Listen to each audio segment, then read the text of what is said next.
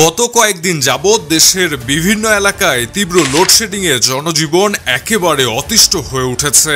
আর সর্বশেষ খোঁজ নিয়ে জানা গেল বড়পুকুরিয়া কয়লা ভিত্তিক বিদ্যুৎ কেন্দ্রের 3টি ইউনিট বন্ধ হয়ে গেছে।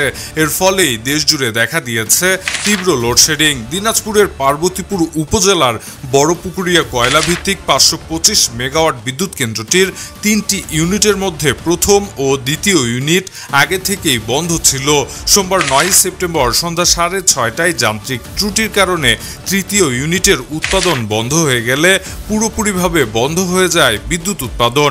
এই ইউনিটটি দিয়ে প্রতিদিন অন্তত 200 মেগাওয়াট বিদ্যুৎ উৎপাদিত হতো, যা জাতীয় গ্রিডে সরবরাহ করা হচ্ছিল বলে জানিয়েছেন বড়পুকুরিয়া কয়লাভিত্তিক তাপবিদ্যুৎ কেন্দ্রের প্রধান প্রকৌশলী। এদিকে সারা দেশ জুড়ে তীব্র লোডশেডিংয়ের কারণে জনজীবন একেবারে অতিষ্ঠ হয়ে উঠেছে। এরই মাঝে তীব্র গরম, তার উপরে আবার লোডশেডিং। এমন অবস্থায় তীব্র গরমে ব্যাপক কষ্ট পোহাতে হচ্ছে সাধারণ মানুষদের। রাতের বেলা দীর্ঘ সময় লোডশেডিং হওয়ার কারণে কষ্টের পরিমাণ আরও বেড়েছে। দর্শক, এমন আলোচিত খবরের ভিডিওগুলো সবার আগে পেতে এখনই সাবস্ক্রাইব করে রাখুন ইবিডি নিউজে। সেই সঙ্গে আমাদের ফেসবুক পেজটিতে ফলো করে দিতে ভুলবেন না। কথা হবে পরবর্তী ভিডিওতে, সে পর্যন্ত ভালো থাকবেন। ধন্যবাদ।